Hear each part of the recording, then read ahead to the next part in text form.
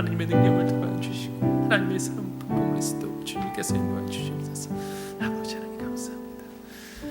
하나님 아버지 감사합니다. 이곳에 저희를 불러주시고 정말 하나님의 이름을 높이며 찬양하며 아버지 하나님을 바라보게 하신 주님 은혜를 감사드립니다. 오늘 저희들의 삶을 통해서 정말 온전히 주님께 주님의 마음을 품을 수 있는 정말 거룩한 군사로 저희들을 사용하여 주시고 우리 주님의 비전을 품을 수 있는 저희 모든 형제 자매가 되게 하여 주시옵소서. 이 모든 말씀 예수님의 이름으로 기도드립니다. 아멘. 우리 다 같이 일어서신 채로 오늘 성경 말씀 사사기 2장 6절부터 15절의 말씀입니다. 우리 같이 우리 한 목소리로 함께 봉독하시겠습니다. 전에 여호수아가 백성을 보내매 이스라엘 자손이 각기 그 기업으로 가서 땅을 차지하였고 백성이 여호수아의 사는 날 동안과 여호수아 뒤에 생존한 장로들 곧 여호와께서 이스라엘을 위하여 행하신 모든 큰 일을 본 자의 사는 날 동안에 여호와를 섬겼더라. 여호와의 종 눈의 아들 여호수아가 110세에 죽음에 무리가 그의 기업의 경내에 에브라임 산지 가하스산 북딥낫 헤라스에 장사하였고 그 세대 사람도 다 그 열조에게로 돌아갔고 그 후에 일어난 다른 세대는 여호와를 알지 못하며 여호와께서 이스라엘을 위하여 행하신 일도 알지 못하였더라. 이스라엘 자손이 여호와의 목전에 악을 행하여 바알들을 섬기며 애굽 땅에서 그들을 인도하여 내신 그 열조의 하나님 여호와를 버리고 다른 신 곧 그 사방에 있는 백성의 신들을 쫓아 그들에게 절하여 여호와를 진노를 하게 하였을 때 곧 그들이 여호와를 버리고 바알과 아스타로스를 섬겼으므로 여호와께서 이스라엘에게 진노하사 노략하는 자의 손에 붙여 그들로 노략을 당하게 하시며 또 사방 모든 대적의 손에 파하심에 그들이 다시는 대적을 당치 못하였으며 그들이 어디를 가든지 여호와의 손이 그들에게 재앙을 내리심에 곧 여호와께서 말씀하신 것과 같고 여호와께서 그들에게 맹하신 것과 같아서 그들의 괴로움이 심하였더라. 아멘. 우리 다 같이 앉으시겠습니다.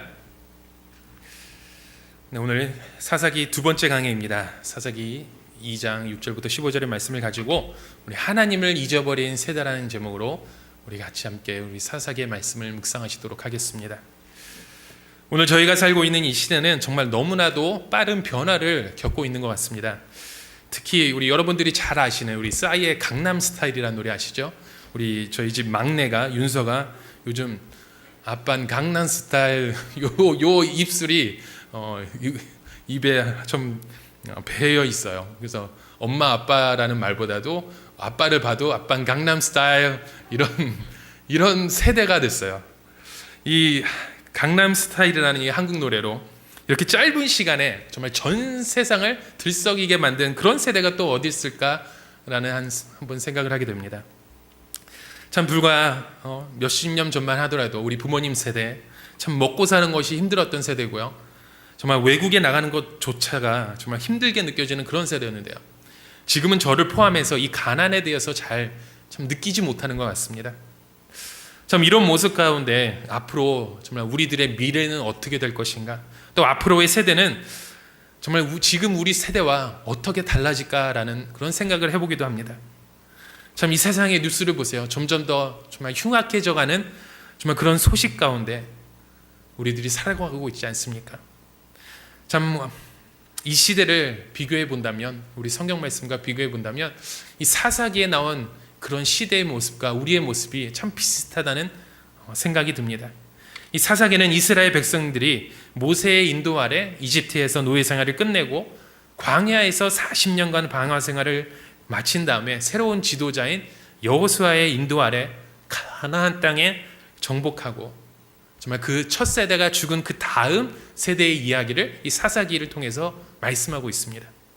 이 책 속에서 저희는 종종 이 사사들이라고 불리는 믿음의 영웅들을 보지만요, 그 대부분의 이야기들은 그들의 실패와 죄 그리고 하나님의 심판을 경험한 이스라엘 백성의 어두운 면을 저희가 보게 됩니다. 그리고 바로 그러한 모습들이 오늘 지금 저희가 살고 있는 우리의 시대에 마치 거울을 보는 듯한 그런 느낌을 받습니다. 오늘 본문 말씀에 사사기 2장 6절 말씀에 이렇게 말씀하세요. 전에 여호수아가 백성을 보내매 이스라엘 자손이 각기 그들의 기업으로 가서 땅을 차지하였다라고 말씀합니다. 여러분이 가진 성경 말씀에 우리 사사기 전의 말씀에 여호수아가 있습니다. 여호수아 24장 말씀 마지막 절 그리고 28절에 보시면 똑같은 비슷한 내용이 이렇게 기록되어 있어요. 여호수아가 백성들을 보내어 각기 기업으로 돌아가게 하였더라. 다시 말씀드리면 이 사사기의 이 첫 부분에 나왔던 이 구절들이 여호수아의 마지막 그 부분을 반복하고 있는 것이에요. 마치 사사기를 쓰고 있는 사람이 여호수아의 이 마지막 구절을 베껴 쓰고 있는 그런 인상을 받아요. 이런 것을 플래시백이라고 하잖아요. 마치 영화의 한 장면처럼 어떤 하나의 사건을 묘사할 때 갑자기 이 과거의 사건으로 돌아가면서 꼬리를 물면서 이 사건을 쳐다보는 거죠. 이렇게 여호수아 24장은 여호수아의 마지막 그런 고별 설교입니다. 수십 년 동안 가나안 정복에서 정말 하나님의 기적처럼으로 체험했던 그 세대, 요단강이 갈라지는 것, 여리고성이 무너지는 것, 정말 수많은 대적들이 무너지는 그런 하나님의 능력을 체험했던 이 세대, 이 백성들에게 여호수아에게 마지막으로 했던 설교예요. 이곳에서 여호수아는 백성들에게 이렇게 당부합니다. 이제부터 조상들이 섬겨왔던 그런 나쁜 그런 다른 신들을 섬기지 말고 여호와 하나님만을 섬기라고 당부합니다. 그리고 백성들이 대답합니다. 우리가 하나님을 섬기겠다고. 또다시 여호수아가 부탁합니다. 그리고 경고합니다. 19절 말씀해 보시면 여호수아가 백성에게 이르시되 너희가 여호와를 능히 섬기지 못할 것은 그는 거룩하신 하나님이시요 질투하시는 하나님이시니 저희의 잘못과 죄들을 사하지 아니하실 것임이라 라고 말씀하십니다. 그리고 이에 이어서 백성들이 다시 대답합니다. 정말 무슨 일이 있어도 하나님을 우리는 섬길 거라고 대답합니다. 그리고 여호수아가 그 백성들을 돌려보냅니다.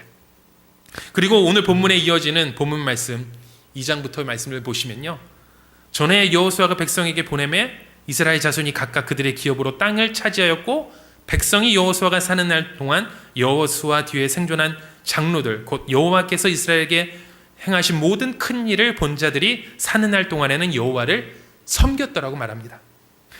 다시 말해서 여호수아와 함께 살았고 그가 행한 능력을 보았던 사람들은 하나님을 다 섬겼다고 말합니다. 그런데 오늘 저희가 읽은 10절을 말씀해 보시면요, 그 세대의 사람도 다 조상에게로 돌아갔고 그 후에 일어난 다른 세대는 뭐라고 그럽니까? 여호와를 알지 못하며 여호와께서 이스라엘을 위하여 행하신 일들을 알지 못한다고 말씀합니다. 저는 이 말씀 속에서 참 두려움을 느낍니다. 오늘 이 짧은 본문 속에 이런 성격과 운명을 달리하는 이 두 세대가 묘사되고 있습니다. 여호수아와 함께하며 하나님의 말씀을 기억하고 그분을 섬겼던 이전 세대와 그 뒤에 하나님을 알지 못하는 세대가 나오는 거예요.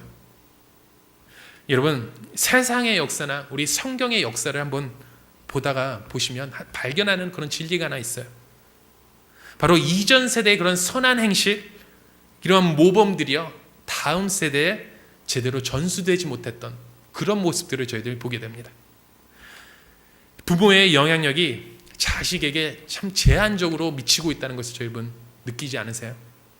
선한 부모 밑에 선한 자식이 나오고 경건한 부모 밑에 정말 경건한 자식이 나와야 될 것 같은데요, 현실은 그게 아닌 게 너무나도 많아요. 부모하고 자식이 전혀 다른 거죠.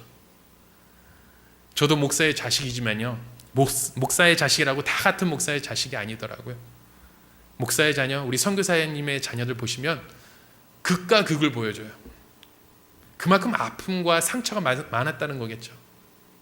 저희 아버님 친구 중에 한국에서 목회를 잘 하시는 분이 계세요. 부흥 강사로도 유명하신 분이세요. 근데 이 자녀들이 문제인 거예요.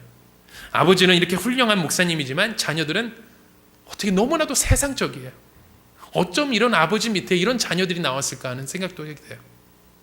성경에도 보면요, 사무엘같이 정말 훌륭한 믿음의 아버지 밑에 아주 불쌍한 그런 불량한 자식들이 나오잖아요. 히스기야처럼 선한 왕에게 므낫세처럼 악한 왕이 등장하는 걸 보지 않습니까? 제 말씀의 요지는요, 이 부모의 선한 모습, 그런 행실이 자식에게 그대로 전수되지 않는다는 거예요. 아무리 부모가 훌륭한 사람이라도 우리 자녀들 중에는 하나님을 잊은 세대가 등장한다는 겁니다. 아무리 저희가 믿음의 그런 족보를 가지고 있다 하더라도, 아무리 내가 3대째, 4대째, 5대째 예수님을 믿었다 할지라도 우리 세대는 하나님을 모르는 세대로 변할 수 있다는 거예요. 자, 오늘 본문 말씀 11절부터 말씀해 보십시오. 이 하나님을 모르는 그 시대에, 그 세대의 모습을 한번 보세요. 이스라엘 자손이 여호와의 목전에서 악을 행하여 바알을 섬기며 애굽 땅에서 그들을 인도하여 내신 그들의 조상의 하나님 여호와를 버리고 다른 신을 쫓았더라고 합니다. 13절에도 곧 그들이 여호와를 버리고 바알과 아스타롯을 섬겼다고 합니다. 또 17절에도 보시면 그들이 여호와의 명령을 버리고 다른 신들을 따라가며 음행하였다고 합니다. 어떤 목사님은 이 사사기 전체의 주제를 이렇게 말합니다. 이스라엘 백성의 가나안화라고요. 무슨 말씀이 있냐면요, 하나님의 거룩한 백성들이 이 가나안 족속을 닮아서 변질해가는 그런 과정을 기록했다는 거예요. 여러분, 이스라엘의 시작은 참 아름다웠잖아요. 세상 열방 가운데서 선택받은 족속이잖아요. 너는 나의 소유된 백성이요 거룩한 나라요 제사장의 나라라고 그런 약속을 받고 그들을 구별하셨잖아요. 그리고 여호수아의 인도 아래서 가나안 땅에 들어가고 정말 모든 사람이 두려워하고 부러워하는 그런 민족이었잖아요. 그런데 이들이 한 세대가 지나지 못해서 그런 선조의 그런 믿음의 그런 신앙을 버리고 오히려 가나안의 우상을 적극적으로 따라가는 그런 뒤바뀐 인생을 살았던 겁니다. 왜 이스라엘 백성들이 이렇게 빠르게 자신들의 그런 신앙을 버리고 이 가나안화 되어 갔을까요? 오늘 본문에 보시면 여기 바알과 아스타롯이라고 하는 그런 신이 나옵니다. 이 바알은 가나안 사람들이 섬기던 우상신이에요. 폭풍과 비와 바람을 주관했던 그런 신이라고 합니다. 이 가나안 땅에서 가나안 사람들이 농사를 짓기 위해서 꼭 필요했던 것이 비와 바람 이런 것들이잖아요. 그래서 가나안 사람들에게는 이 바알이라는 그런 신이 참 매력적이었던 거예요. 너무나도 현실적인 거죠. 가나안에서 농부가 바알을 섬기지 않고 농사 짓는 것은 마치 오늘날 우리 농부들이 최첨단 과학을 무시하고 그냥 무작정 자기 힘으로 농사를 짓고 말겠다는, 그렇게 어리석게 보였던 거죠. 그래서 하나님은, 이스라엘은 하나님을 버리고 바알과 그 여성 파트너였던 아스타롯을 섬겼던 것입니다. 이렇게 이 말씀 속에서 믿음의 세대가 하나님을 알지를 못하는 그런 세대로 바뀐 것을 저희는 오늘 본문 말씀을 통해서 봅니다. 그런데 이것이 바로 저와 여러분들의 오늘 저희가 살고 있는 이 세대의 모습이라는 거예요. 오늘날 저와 여러분은 정말 역사 속에 유례없는 그런 경제적인 부흥과 영적 부흥을 경험했던 세대입니다. 하나님께서 이 땅을 축복하셨고 우리 한국을 축복하셨고 이 미국이라는 이 땅을 축복하셔서 정말 세계에서 유례를 찾기 힘든 그런 힘든 부흥과 역사의 주인공이 되게 하셨습니다. 그런데 이 세대가 점점 더 변해가는 거예요. 점점 더 하나님을 못하가는, 알지 못하는 그런 세대로 변해가고 있는 거예요. 교회에 나오기를 거부하고요, 신앙에서 멀어져가는 사람들이 너무나도 많아요. 지난주에 이 지역에서 유스 사역을 하시는 목사님들과 모임이 있었습니다. 우리 유스 사역을 하시는 분들의 고민이 이거예요. 우리 학생들이 주일날 또는 금요일날 교회에 와서 그때만 예배드리고 돌아가는 것이 아니라요, 그들이 속해 있는 이 학교에 가서 정말 크리스찬으로서 올바로 서가기를 원하세요.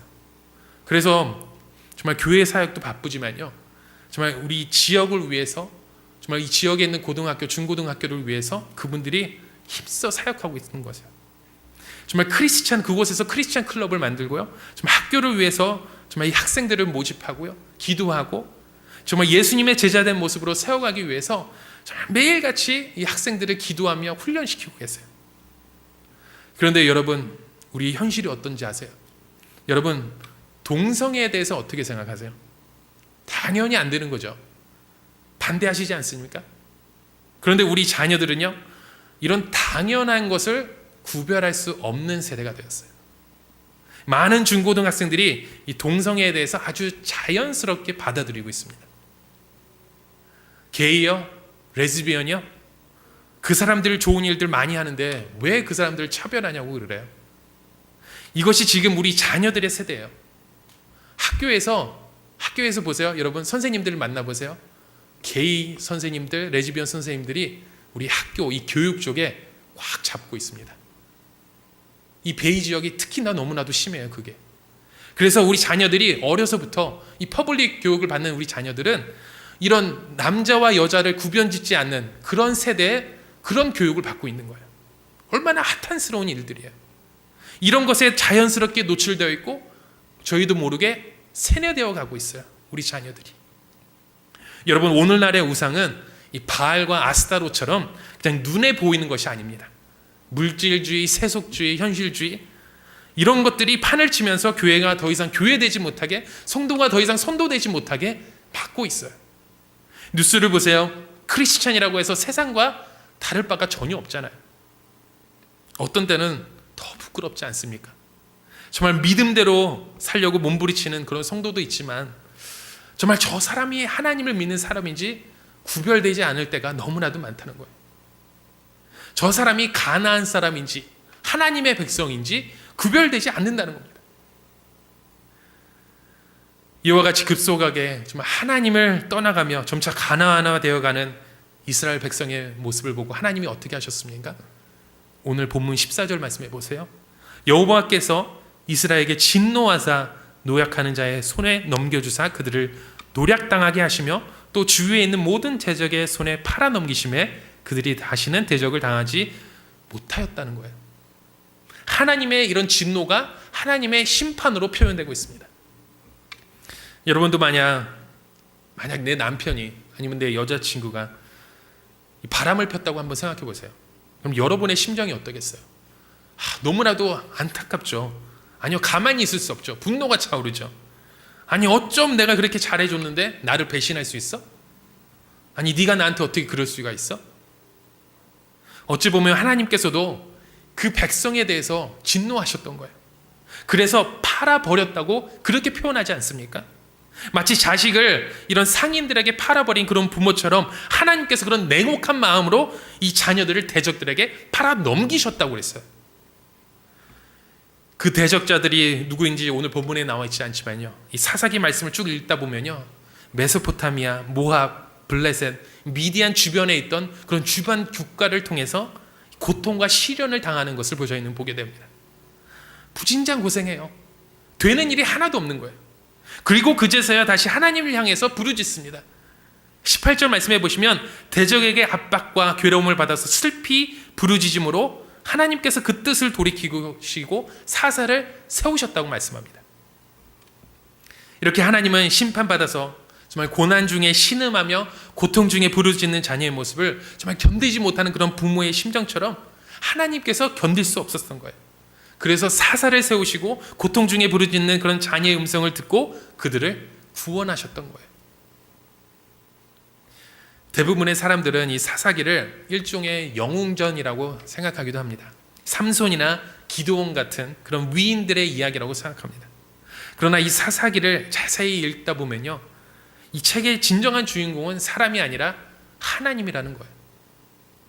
이 사사기 속의 영웅으로 알려진 사람들은 모두 일그러진 영웅들입니다. 하나님 앞에 대부분 부끄러운 인생을 살았잖아요. 물론 그 백성들도 하나님 앞에 부끄러운 인생을 살았고 죄로 가득한 인생을 살았습니다. 그러나 하나님은 그 죄 많은 사람들에 대해서 신실하게 그리고 변함없이 그들을 구원하신다고 하는 것이 이 사사기의 핵심적인 말씀이에요. 이렇게 하나님이 그들을 구원하셨는데요, 또다시 그들에게 어떤 일들이 일어나요? 사사에게 순종하지 않고 오히려 다른 신을 따라가서 음행하며 그들에게 전하며 여호와의 명령을 준행하던 그 조상에게 다시 떠났다고 말합니다. 정말로 하나님의 구원을 경험하고 감사하고 평안을 누린 것이 아주 잠깐이에요. 이렇게 다시 평안이 찾아오니까요, 옛버릇이 다시 나온 거죠. 그래서 또다시 하나님은 어떻게 하세요? 그들에게 심판을 보내십니다. 그리고 이런 심판 가운데 괴로워하니까 또다시 하나님을 향해 부르짖어요. 이렇게 부르짖으니까 하나님께서 불쌍히 여기시고 또 다른 사사를 보내십니다. 또 그 당시 또 평안이 찾아옵니다. 그러다가 또다시 죄를 짓습니다. 이러한 그런 구조들이, 순환 구조들이 계속해서 반복되고 있는 것을 저희가 보게 돼요. 온니엘, 에훗, 기드온, 드보라, 삼손까지 보시면요, 이곳에서 배신과 심판과 구원과 또다시 죄를 지어가는 그런 악순환의 고리가 반복되고 있는 것을 저희들이 보게 됩니다. 참 사람 사는 것을 보면 우리 돌고 도는 인생이라고 표현하기도 하잖아요. 개인의 역사이건 이 세상의 역사이건 자세히 들여다보면 어떤 반복적인 그런 패턴이 있는 것을 저희들이 보게 돼요. 마치 사이클처럼 계속 돌고 도는 인생이에요. 오늘 내 가정과 내 삶 속에서 일어나고 있는 일들을 자세히 보면요, 이전에 있었던 일이 그냥 반복되는 그런 느낌을 받습니다. 저 자신의 모습만 봐도 그래요. 제가 갑자기 어떤 일을 행하는데 문득 제 생각이 드는 것이 지금 제가 하고 있는 모습이 10년 전에 제 모습이었던 거예요. 제가 어렸을 때도 똑같은 일을 하고 있었는데요, 여기서 하나도 나아진 것이 없어요. 그냥 반복하고 있는 거예요. 우리 가정들도 자세히 보시면요, 이 패턴이 반복되고 있음을 보게 돼요. 부모에게 있었던 일들이 우리 자녀들에게 그대로 나타나는 것을 저희들이 종종 보지 않습니까? 자기 아버지 세대의 술 마시고 폭력적인 모습을 보고는 나는 정말 아버지처럼 되지 말아야겠다고 하지만요, 내가 나중에 보면요, 우리 아버지의 모습을 너무나도 닮아 있는 거예요. 정말 우리 아버지가 가정을 지키지 않고 이 가정을 정말 풍비박산 만들었는데 가만히 보면 나도 그런 기질이 있다는 거예요. 그 아버지의 그 아들이라는 소리도 있잖아요. 이러한 역사가 계속 반복되는 거죠. 심지어 이런 질병도 우리 어머니 아버지 세대에 가졌던 질병이 때로는 유전되기도 하지 않습니까? 부모의 질병이 자신들에게 그대로 유전되는 것을 보지 않아요. 그런데 중요한 것은요, 이 사사기의 그런 역사적인 그런 패턴이 단순히 심판과 구원의 반복이 아니라는 거예요. 더 정확하게 말씀드리면 더 나쁜 상황을 향해서 달려가고 있는 거예요. 언제까지나 저희는 하나님께 죄짓고 또 용서받고 구원받고 또다시 죄짓고 용서받고 구원받고 이러한 그런 패턴이 반복되게 무한으로 반복되는 것 같지만요, 이 사사기 맨 마지막에 가면 정말 무법천지와 암흑이 가득한 그런 세상을 보게 돼요. 여러분, 지금 저희가 이대로 살면 앞으로 어떻게 될 것 같습니까? 우리의 다음 세대에 어떠한 일들이 일어날까요? 저와 여러분 모두 해결되어야 할 많은 문제들을 안고 살아갑니다. 인격적으로나 정말 신앙적으로나 나의 삶의 습관에 있어서 아직 해결되지 않은 그런 문제들이 있다는 겁니다. 어떤 사람은 시간이 흐르면 되겠지, 잘 되지 않겠어? 라고 이렇게 긍정적으로 생각하기도 합니다. 그러나 제가 이제까지 짧지 않은 그런 삶의 경험을 통해서 보게 되었던 것은 지금 저희가 벗어나지 못하고 있는 이런 악한 습관들, 그런 문제들이 시간이 흐른다고 해서 저절로 상황이 좋아지거나 뒤바뀔 가능성이 아주 적다는 겁니다. 사사기가 바로 이러한 진리를 보여주고 있어요. 문제가 계속돼서 반복됩니다. 어떤 패턴이 계속해서 반복돼요. 그런데 이것이 더 나쁜 방향을 향해서 파국적인 결과를 향해서 달려가고 있는 거예요. 그렇다면 저희는 어떻게 해야 합니까? 어떻게 해야 우리가 붙들고 있는 그런 이런 악순환의 고리에서 저희가 벗어날 수 있을까요? 먼저 저희는 그동안 내 자신을 정말 옮아매고 있던 그런 잘못된 삶의 습관들, 그런 패턴에서 이런 악순환의 고리를 끊어버리겠다는 그런 강한 결심이 저희에게 꼭 있어야 돼요. 요즘 저를 돌아보면 그래요. 예수님을 믿은 지 정말 수십 년 됐는데 별로 바뀐 게 없어요. 여러분, 가게에 흐르는 저주를 끊으라는 그런 기독 서적을 보셨나요? 어떤 분들은 조상에 대대로 흐르는 저주가 있다고 말합니다. 무당 집안에는 계속해서 무당이 나오고요, 나쁜 일이 생기는 집안에는 계속 나쁜 일이 생긴다고 말해요. 또 가난은 또 가난으로 이어지고 악은 악으로 계속해서 이어지는 게 이런 가게에 흐르는 저주가 있다고 말하는 사람들이 있어요. 이 사탄의 역사가 우리 조상들 선조에서부터 우리의 후대까지 계속해서 이어간다는 거예요. 그래서 이게 가게에 흐르는 저주라는 거예요. 어떻게 보면 맞는 말 같기도 하고 틀린 말 같기도 합니다. 그게 꼭 사탄의 역사 때문인지는 몰라도 역사 때문인지는 잘 모르겠습니다. 근데 우리 성경을 보다면요, 바울의 모습을 보면 이런 말씀이 있어요. 오호라, 나는 공고한 자로구나. 내 속에서 선을 행하기를 원하는 마음이 있지만 나는 오히려 악을 행한다는 우리 바울의 고백이 있습니다. 바울은 예수님을 믿었어요. 이 마음속에 선을 향한 갈망이 있어요. 잘해보겠다는 그런 의지가 있어요. 그런데 이 몸이 말을 안 듣는다는 거예요. 우리의 몸은 옛 습성에 익숙해졌기 때문에 내 몸속에 뿌리 깊은 잘못된 습관들이 나를 붙들고 있기 때문에 잘해보고 싶은 그런 마음이 있지만 안 된다는 거예요. 잘못된 습성들이 나를 놓지 않는다는 거예요. 그래서 이어서 바울은 말합니다. 로마서 8장 1절에 보시면 그러므로 그리스도 예수 안에 있는 자에게는 결코 정죄함이 없나니 이는 생명의 성령의 법이 죄와 사망의 법에서 너를 해방하였음이라고 말합니다. 참 이런 일들이 귀신의 역사이건 사탄의 역사이건 우리의 잘못된 습관의 결과이건 이것은 상관없습니다. 저희가 예수 그리스도의 안에 거할 수만 있다면, 우리 예수 그리스도의 마음만 품을 수 있다면 우리 하나님께서 정말 그 문제를 해결해 주시고 죄와 사망의 그런 법에서 저희를 해방시켜 주실 줄 믿습니다. 여러분, 이것은 저희가 단순하게 생각하고 그냥 넘길 것이 아니에요. 정말 하나님께 정말 매달리고 굳게 결심해야 돼요. 무슨 일이 있어도 이런 내가 경험했던 일들, 내가 겪었던 이런 불행과 아픔들이 우리 다음 세대에 이어지면 안 되잖아요. 정말 목숨 걸고 몸부리치며 바꿔야죠. 변해야죠. 물론 이유가 있겠죠. 납득할 만한 그런 상황이 있을 거예요. 그러나 언제까지 그렇게 하시겠어요? 언제까지 정말 남을 탓하며 그렇게 계시겠어요? 저와 여러분 때에 이런 죄된 모습, 이런 죄악들의 모습을 끊지 않으면요, 이것은 바로 그 우리의 후대에게 이어지게 되어 있습니다. 그 후대는 더욱더 악한 방향으로 계속해서 빠져들어갈 수밖에 없어요. 그래서 지금 우리의 모습이 참 너무나도 중요해요. 저와 여러분이 서 계신 지금 오늘 나의 모습이 너무나도 중요하다는 거예요. 여러분, 우리 자녀들에게 어떤 것을 물려주고 싶으세요? 저희가 겪었던 이 모든 아픔들을 다 우리 자녀들에게 그냥 물려주신 건가요? 내가 아팠던 만큼 너희들도 좀 더 아파보라고 그러실 건가요? 아니잖아요. 끊어야죠. 우리의 죄의 모습들 끊어야죠. 우리가 겪었던 이 죄의 문제들 오늘 이 시간 저희들 함께 기도하면서 끊으실 수 있는 저와 여러분이 되시길 주님의 이름으로 축원합니다. 우리 다 같이 함께 찬양하기 원합니다. 지금 저와 여러분 가운데 저희를 억누르고 있는 그런 영적인 문제가 무엇입니까? 우리 삶 가운데 어떠한 태도를 저와 여러분 갖고 계세요? 오늘 본문에 나온 이스라엘 백성들처럼 또 죄짓고 또 회개하고 또 다시 죄짓고 그런 반복적인 패턴을 여러분 하고 계시는지 않으십니까? 한번 우리의 모습을 돌아보시길 바랍니다. 그리고 다시 우리의 모습을, 정말 우리의 눈을, 우리의 중심을, 우리의 관심을 정말 우리 하나님께 바라보며 우리 예수님께 나아갈 수 있는 저와 여러분이 되시길 주님의 이름으로 축원합니다. 우리 다 같이 이 시간 같이 찬양하겠습니다.